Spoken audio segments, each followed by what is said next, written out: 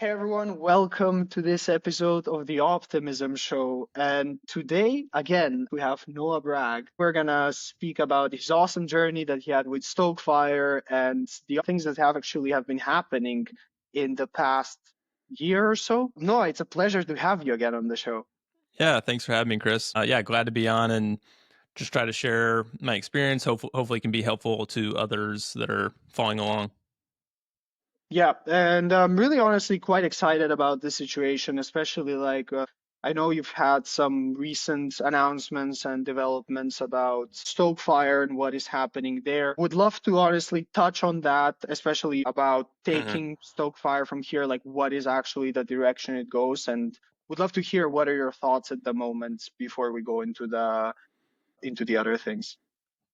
Yeah, sure. So, yeah, like kind of in I think it was a couple of days ago, I just kind of shared that I haven't been as motivated around Stokefire to work on it and make progress, which is, definitely not what everyone wanted to hear. It's not necessarily where I wanted things to go either, but I just wanted to be kind of transparent with everybody, like where I'm at with the project. Basically, things haven't been going as well with Stokefire over the last maybe 2 months or so, and I was trying lots of things. We're still trying things, but those, it's like you put a lot of effort into something, and you kind of still see like even though we put that much of effort, we made progress in updating the game, adding new things, but it didn't pan out to where basically like the success from those things didn't happen. So it's kind of like you kind of expect or hope that that would bring growth or things like that. And so when you start to see over and over that not happen, you have to kind of look at your strategy and be like, okay, what's going wrong here? Why isn't this working? And so, yeah, like that's kind of what got me to that place where like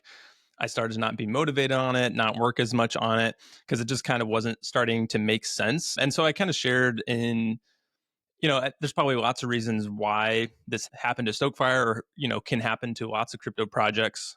Um, but one of the reasons that I kind of shared in that post is kind of that the overall market isn't as like interested or into kind of like these smaller, riskier kind of crypto projects right now. And games is definitely one of those.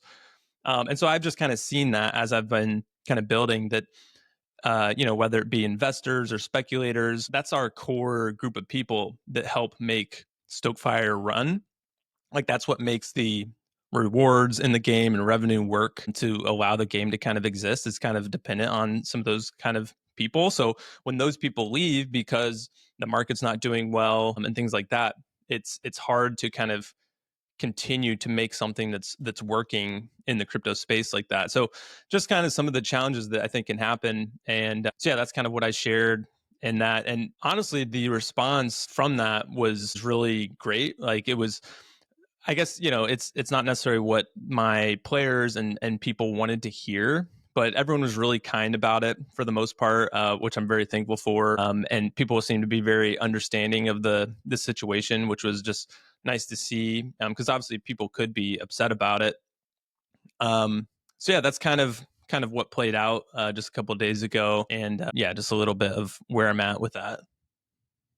Yeah, but that's definitely a situation that a lot of founders, especially while building a product or building a project, can get into. Like really trying all the things that theoretically in the first place should have brought a different kind of result. And even though it still makes sense, the market changes and shifts. And Yep. I'm curious, when it comes to the building landscape and when it comes to games like Stokefire, which honestly, like I've been, especially in the beginning, I've been a player of Stokefire and haven't really seen in any other place that those kind of unique mechanics, especially how it was connected with the trading and the rewards and everything. I'm really curious, hmm like, what do you think would have to happen for essentially like more unique kind of projects or unique kind of projects like Stokefire to start gaining traction again? Like, Yeah. what do you believe are the things that are missing in the place? Yeah, and that's in some ways the answer is I don't really know, which is kind of why I'm kind of to this place where for me it's almost like I've gone down this road pretty far with Stokefire where I'm kind of to the point where I'm not sure what else I could do to kind of keep Stokefire going or something similar to it going. But I think there's some things, maybe some fundamental things that might have to change. So just to kind of describe, to be more specific, when you think of projects that have like a token and have like a way for basically investors to be a part of something and grow with a project, you would think, and this is kind of what I thought, maybe even in the beginning of Stokefire, is that that creates a project that can stand for a long term. Like you're creating a community of people that have incentives to all help this project grow. They want to see it succeed, and that's like kind of an awesome thing. And that is definitely something that you see in crypto, which is pretty cool, like incentivizing people towards similar goals. But on the flip side, I think what it has ended up becoming in a lot of cases is kind of it makes the project be more shorter term, especially when maybe things aren't going well in the market. So then investors kind of become more like short term traders where they're like jumping in and out from thing to thing. And they're kind of going from this hyped thing to the next hyped thing, which kind of is then a hard, like it's kind of the opposite of what I was kind of thinking in the beginning. Like it kind of becomes this place where it's actually really hard to build something that's long term. And so then all of the builders are kind of incentivized to start building short term projects, and build something that doesn't last long. It's just kind of something that has hype for a couple weeks, get some traction, and then goes away. And it's kind of like we've created this kind of state in the crypto kind of new building space of like builders kind of building for shorter term and investors and traders kind of expecting that shorter term, which then just doesn't allow for things to kind of really blossom and grow. And so that's how I kind of feel like a lot of crypto is at maybe right now. Obviously, I think there are some projects that are able to get through that. They're able to kind of blast through that short term. And that's what I was hoping to do with Stokefire. But, the vast majority of projects that doesn't happen. And in some ways, I guess that's expected. Like if you talk about the normal startups in tech, they kind of talk about like 9 out of 10 startups fail. Well, most crypto projects, they really are like a startup. They're just trying this out, and it's just different. Where anybody, like the public, not just VCs and investors, can invest in it in the early days.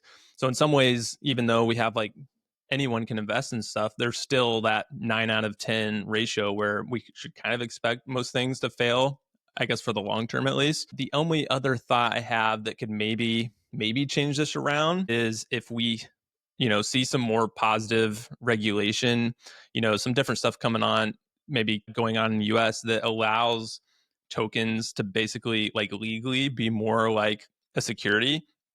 Maybe if there was some flip or some change like that, maybe that would be the catalyst that would allow for some of these smaller, crypto projects experimenting. Maybe that would allow them to last longer term and kind of Well, build for the longer term. So that's the only maybe idea I have that could maybe flip this. But that's kind of, yeah, how I'm thinking about things. one question over there, like, can you please elaborate more on how do you envision it that it could work if some of those regulations change and tokens can move more towards securities?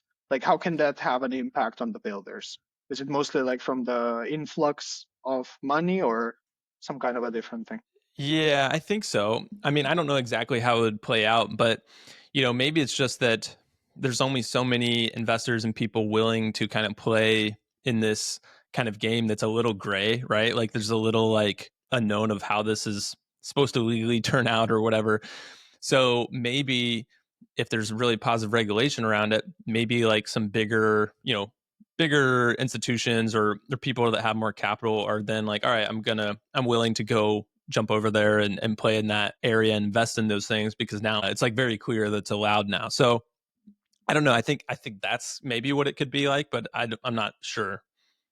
But taking a bit of a tangent and going back to Stokefire here, would love to hear about because Stokefire started eventually as an experiment, if I'm not wrong. Right. And I would assume like in this past 9, 10 months as Stokefire was running, you also ran quite a few experiments either to get users or to incentivize trading and also developing different features for the game as well. Would love to Mhm. hear like from your perspective, like what have been the things so far that has worked for Stokefire, what hasn't maybe worked, And also, what are the things that a lot of founders don't consider that they should when building in crypto? Okay. Let's see. So there's probably lots of different parts I could bring up maybe. I mean, so I think things that worked, like kind of going back to the very beginning, there was maybe 2 or 3 months there where I was building Stokefire kind of like under the radar. And I just had a group of like 20 players. And this was even before like we launched the fire token and stuff like that. Like no one was expecting that. And kind of the main goal during that whole time was like focusing on making a fun like game experience. I think that should always be the focus of like how do you make a fun experience, a fun game. And so that's where I kind of started things out, kind of knowing that I was thinking to later like add the financial aspects around it. And so I guess I'll say learning from that, like I think this is the hardest part of building a game in crypto is because in normal games like it's like oh yeah like you make a fun experience like that's what games are all about.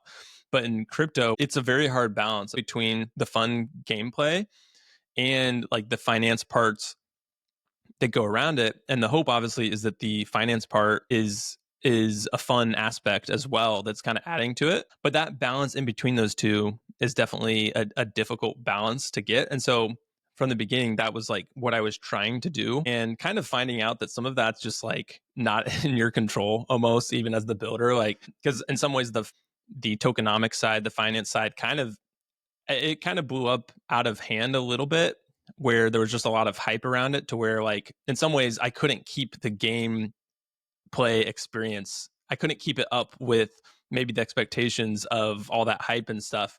And so it's really hard to control that. But that was kind of the balance I was trying to kind of play out from the beginning. Let's see some other kind of maybe learnings or things.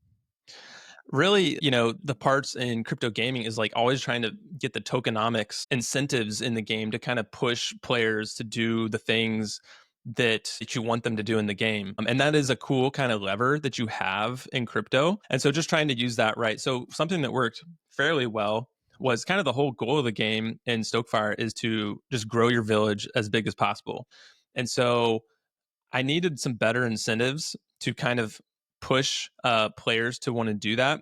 And then also at the same time, not make it so that if you're just here all the time, like if you were the earliest village, you're just automatically going to be getting the most rewards and incentivized that way. So I added like these weekly battles that would kind of level the playing field a little bit so that new players could also get boosts and getting more rewards just by even in their first week just by competing better than their neighbors and like the villages around them basically.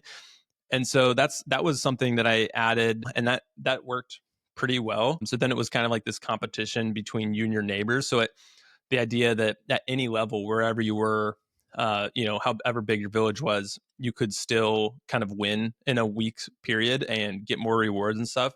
And so that incentive was pretty important. Once I added that, I did kind of see like people kind of re-engage. Like it was kind of like this fun thing, like this like leaderboard of just your 10 neighbors. Cause before it was like this global leaderboard. So it was like if you weren't in the top 10, 50 people, then you're like, well, I have no chance to get there. Right. But now it's like you're competing against the people right around you. And so I did see kind of an excitement and engagement around that where people just really wanted to win, in their neighborhood out of their 10 neighbors. So that was cool to see. But one thing over here, which actually around that time I found really cool, is how the communication layer, like in this case, like Farcaster, was also integrated with that, like really sharing those things and those battles and competitions that were happening at the time. Yeah. Yeah, that was cool to see for sure. One thing that has popped up over here, especially when talking about the different audiences and getting the investors and the traders, for Stokefire specifically, from what I understand, is like you kind of have two overlapping audiences, but at the same time, they're kind of different audiences. Like you have the players and you have the investors. Or have you noticed a lot of merging of those audiences in the case of Stokefire? Because I know a lot of projects it happens that they have to market to two audiences at the same time. Yeah. So this is another, I guess, struggle. Like I saw the struggle in Stokefire, and I think all of crypto gaming sees this as well, is that so there's definitely, yeah, it's basically you have these two audiences, and in some ways they're kind of very against each other. Like the true gamers don't really like any financialization of anything, and then they just, they're just playing for fun. They don't want to have to think about money. Like that kind of ruins the fun for them. Where then you have your like crypto speculators and stuff, and in some ways they don't really care about the game part. Like they just are like, how can I make money from this thing? And that is the fun for them. Like that's kind of fun for them. I definitely saw in Stokefire, there's kind of like a middle player. There is someone that's kind of is in the middle of that gap a little bit. And these were the players for Stokefire that they really liked the strategy of the game, and they really just like enjoyed kind of playing the game. And I saw Stokefire players, they would tell me like, hey, I know I'm losing money playing this right now, but I just want to keep playing it. I just want to see my village get bigger. Like I'm enjoying that part of it. So there was definitely a group of people that were really kind of in between, and they just liked the game, but they're also like crypto users. So they kind of understand the crypto aspects of things. I think that group of people, gamers that really just like playing a game, but then also they understand crypto. They think that part's interesting as well. So I think it's just hard to find that many users that are that kind of perfect middle. It's kind of like you're either on the right side or the left side. So that's kind of another struggle of like, how do you make everybody happy when in crypto gaming, you're like building kind of this like very big kind of wide experience that not many people are used to. So it's definitely an interesting problem. And I always felt like I was balancing in between that when I was adding Stokefire features of like, okay, who am I building this for? Like, is this for the financial side of things, the incentives part, or is this like just for the game part? And then always kind of like keep a balance of making something kind of in the middle there. Yeah, which makes perfect sense because you have all these different parts that are interacting with each other all the time. And Mm-hmm. especially as a solo founder, you have to figure out sort of tools to approach every challenge in those different aspects, whether that be the financial side or more on the user side and the experience side or something else, and Yeah. having the interaction between all those. Yeah, for sure. Yeah, so I mean, it's an interesting problem. And again, I think someone's going to crack it. Like it might just be wrong timing, or, users kind of getting used to some of these ideas of like financializing things and enjoying it. But yeah, I think it's obviously a hard problem to crack. And maybe just a different timing, someone else, I think someone will be able to do it in a successful way at some point. One question actually that popped up right now on that topic is, do you think because so you have these different audiences that each on-chain game practically kind of has to approach, and then there's the middle. But Mhm.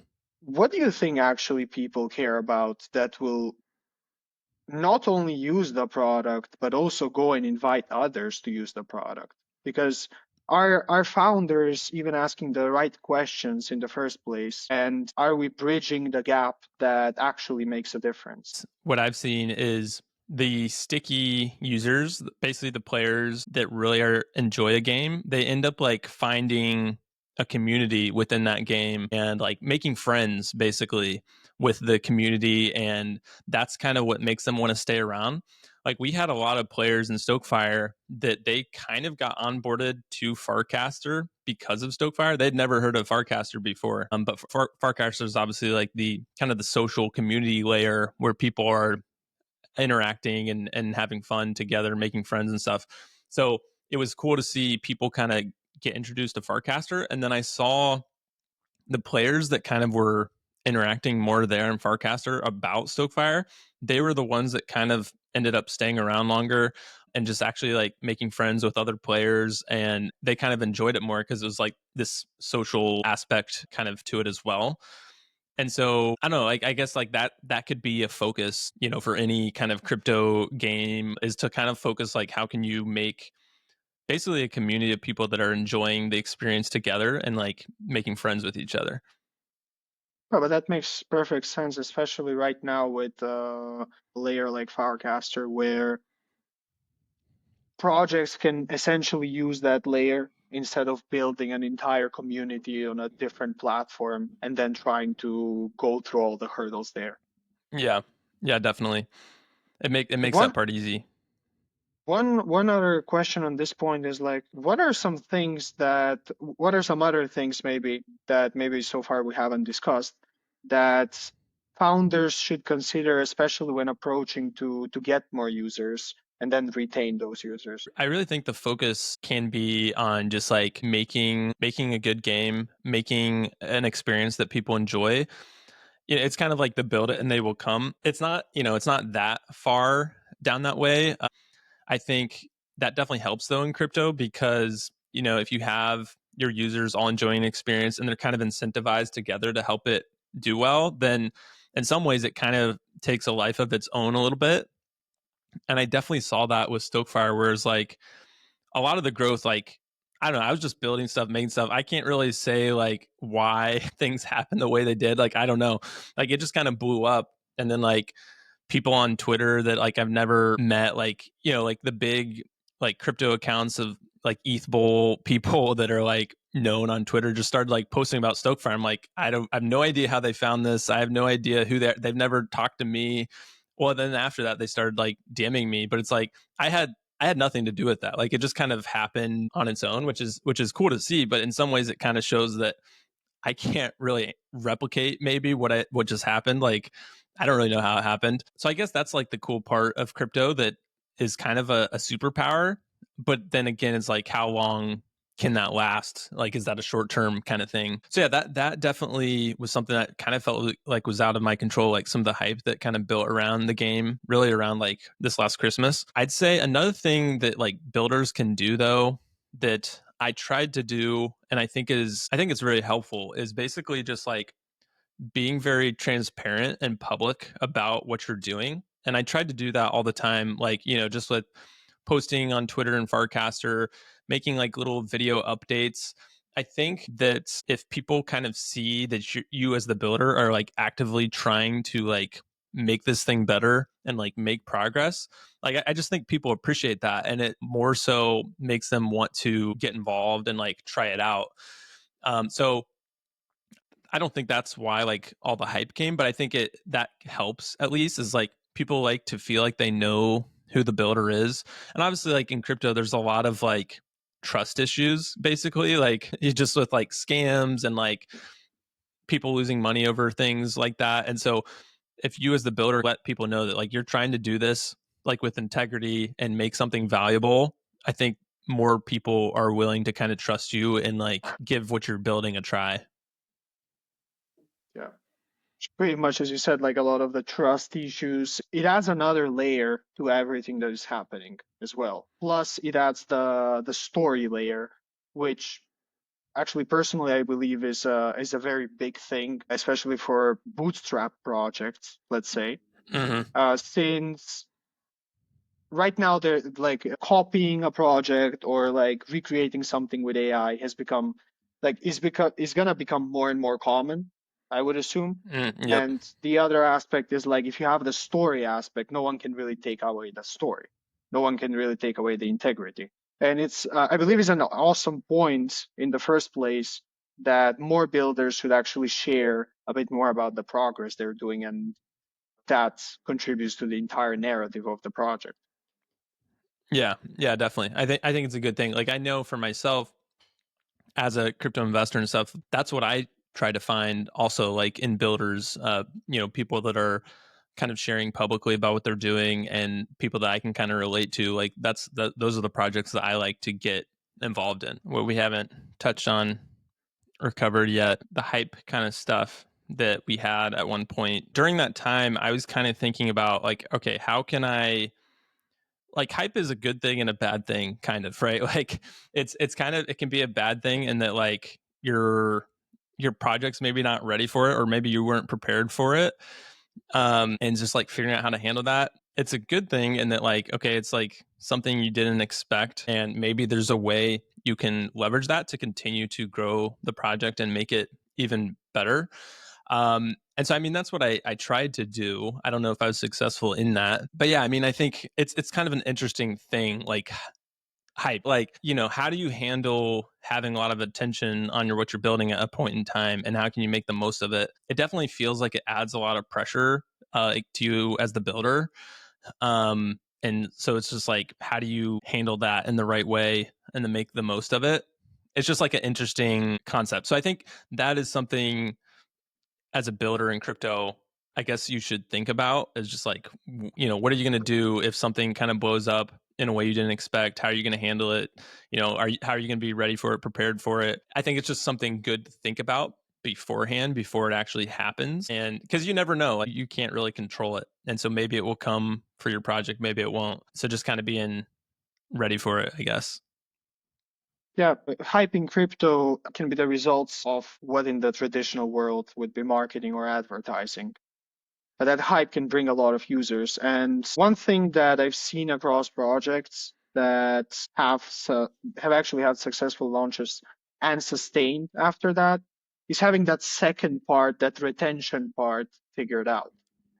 Like, Yeah. how do you at least keep people inside or get that feedback, or what are the next steps? Because especially in today's, like, how much noise there is out there, and just how many things are launching or how much content is getting out there, is like, you get your piece, but what do you do with it is actually the important aspect. Yeah, for sure.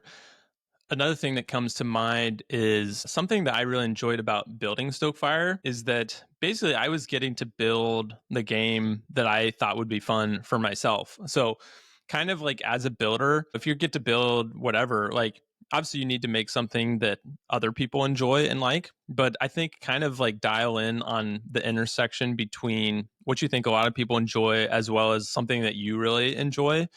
And so that was just like really fun for me because I was getting to build like a game that I wanted to see in crypto that I thought would be really interesting and an interesting experience. And that's like a very motivating thing. And so I think because obviously if you're going to build something, like you have to persist in like making it happen, building a lot, trying to make a lot of progress on it.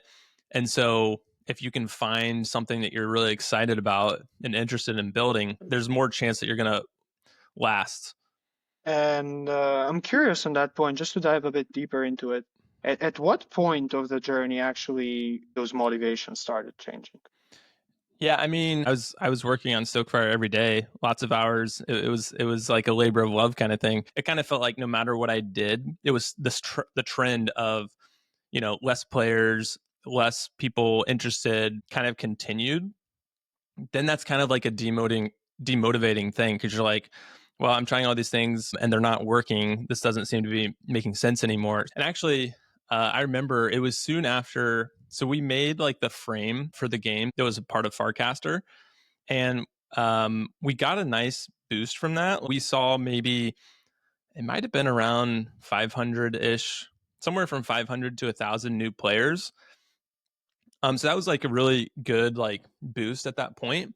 Um, but then maybe like after like a week or two, you could already start to see like a lot of those players weren't really sticking around and the retention wasn't really there, kind of like you're talking about. And so can I could kind of just see that like the activity was kind of gonna continue to go downwards, even though we just did this big kind of effort to launch the mini app, and kind of seeing that that wasn't going to really make a huge impact longer term was kind of a very demotivating thing to see. Like, okay, I don't think this is going to work. So yeah, that was kind of the point where I could kind of see like there was some issues. So Have you mhm. tried for Stokefire, especially because I know you've been sharing your journey? Have you tried so far bridging audiences from different spaces that might be interested in the project, from tech or non-crypto audiences to bringing people on chain and getting them as the first point of contact being the project? I've seen some projects do something similar like that as well to get a new influx of users and traders. Yeah. So I mean, I had attempted to do some things like that, mainly through like content, like trying to like make like shorts on TikTok and YouTube, trying to like kind of, and in those videos a lot of time I was like trying to like not even talk about the crypto parts of the game, like kind of like trying to focus on like the gameplay aspects of the game. And I think that is a strategy that could work. But again, I don't know kind of what I saw. I wasn't sure if I'd actually be able to retain those kind of players very long term. But I think a strategy like that could make a lot of sense. It's kind of like the idea of like I don't know, just like gameplay and like a fun experience in the front, and then like crypto rails behind the scenes a little bit more, where it's maybe not as a necessity for the game, but it's like something that part of the user base can use maybe. I think something like that could maybe work. So yeah, I had kind of played around with that a little bit, but not didn't see much success from it. I think that would take a lot of effort or time to kind of, I guess, like get like content and an audience in that kind of realm that's different from the crypto realm, that to see that grow, like, could probably just take some time. I'm just gonna try and draw some parallels here. Recently, have been some rumors also that like AAA games are gonna start implementing blockchain, or like Hmm, GTA 6 will have blockchain and really, I've not for seen the that. entire economy. Yeah, it was like last week. I've seen it on quite a few sites, but I think that could have pretty interesting impacts actually on the on-chain gaming space, if it's true. If we ever get Yeah, to see the game. yeah, and then I think maybe I did see some rumor about, maybe it was like Pokemon or something with Nintendo having, yeah, maybe some crypto aspects. I'm not sure. Um, Yeah, I mean, I think something like that could be interesting. And maybe if it's more like they're just using crypto or even like NFTs for like the things that you get in the game, where again, that would be like a scenario where majority of the players are probably not going to touch it, but like the people that are wanting to can. And like, if it's just like NFTs or something like that, like I could see it not being, in some ways it's not as financialized, where there's not like, I don't know, the token or something where a lot of the gameplay is like built around that. But I think in some ways that's probably makes the most sense for games, especially like right now where we're at, where it's like in some ways, like especially a AAA game, like probably should mostly just be the game, and then there's like this little layer of some crypto kind of things that people can do if they want to. Yeah, that's a good point. Like it can be even a marketplace or something. I also heard Right. like Valve, I think, and Steam are thinking of implementing something similar. Yeah, that would be interesting to see what they do. Really excited, honestly, to see where the landscape of smaller games, especially games with unique mechanics like Stokefire, is gonna head. Because even looking at the mainstream, there's a growing interest that towards niche games other than the AAA games, and Yeah, more yeah, unique stories and more unique. Although it's still, I would say, like I would agree with what I believe you said earlier. Like it's still, it might be very early on in the process, or yeah, it might be just in time. yeah. Maybe. So I got to hear from you. I was trying to remember. I remember this was like multiple months ago, but I remember at some point you were playing Stokefire and you posted something about like the fire burning out at, like within like a minute, or I don't know. You were like really close to it and you were kind of upset about it. I remember in the post. Can you take us back to what happened there? Hmm. What I believe happened at that point, I would love to actually find the post as well, is I was running the village for like weeks and I finally got to like 40th or 50th place. You were Oh, dominating the leaderboard back oh then. yeah. At the time, yeah, It's in the beginning of the game. yeah, yep. And I had an alarm. I had multiple alarms to stoke the fire actually throughout the day, but somehow I missed one. And the Oh, fire went out.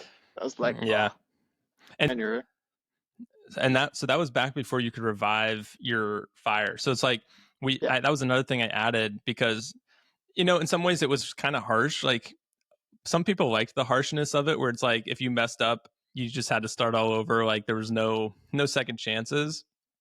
And that was what you had, where it's like you had to start all over. But then so later I added being able to revive the fire, so that you'd have to pay a little bit more in fire tokens, but then you could get your village back, which for me, like in some ways, well, I think it was a good thing to add, but I kind of liked the harshness of like it kind of made people a little bit more emotional about messing up, which was in some ways kind of fun, because you'd every few days you'd see somebody kind of like posting about how they're like messed up and let their fire go out and they're sad about it. But honestly, that was one of the things that got me really in the game to check the fire and stoke the fire in the beginning. Yeah. And the other thing, like thinking about it right now, was the pretty much how you structured the game and the mechanics, that it doesn't require much time.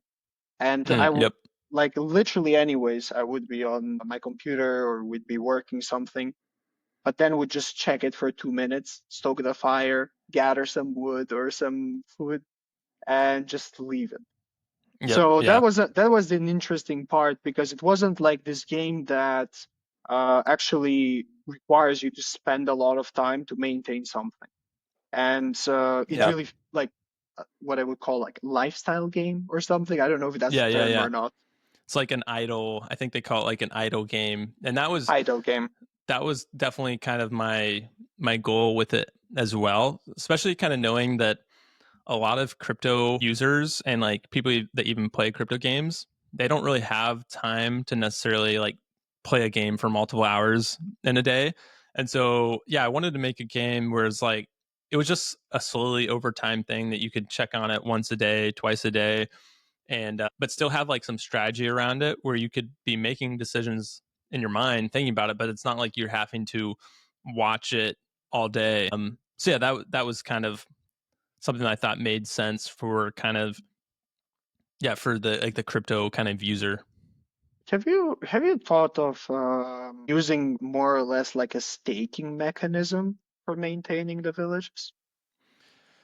Yeah, so I was thinking through some different ideas like that that would also kind of bring in some of the economics of the token into the game. It's like we had a little bit of that where it's like you could speed up your gathering and chopping of resources and to get more resources, and you could only do that every 24 hours. But and this was like an idea I was thinking about doing at some point, just when I thought it would make sense. But I added like farms and ways for you to kind of automate getting resources. And so, kind of the idea was that you would put your villagers in like a farm and a lumber camp, and that would get resources slowly over time and be just more of an automated way to do it. And so, I could have the plan or idea was basically to add also being able to stake some fire with your villagers to get like a little boost. Like maybe it gives you a 15% or 25% boost of more resources if you're staking the fire as well. So yeah, like I think something like that could have been another kind of interesting way to like kind of give a boost to people that are playing in the economics of the game as well.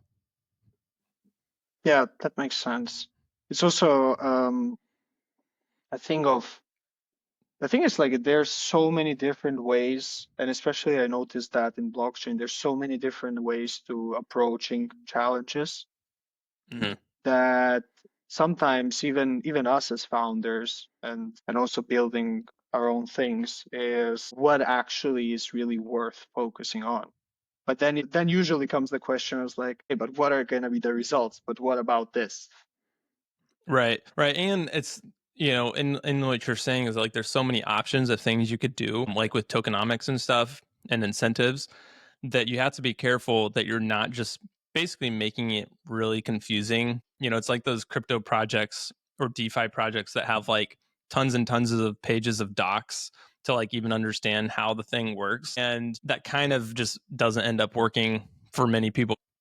So yeah, I feel like you just have to do it in a simple way that works because you don't want to confuse people. And then especially going back to kind of that balance we were talking about, the more things that you add like that, the more that it makes it that the normal kind of like gamer like person that's not used to crypto is just like more and more so just going to be like I'm not going to touch that. Like I have no idea what's going on. It's all this crazy crypto stuff. It then just kind of becomes a crypto game or just for yeah people that know what they're doing in crypto.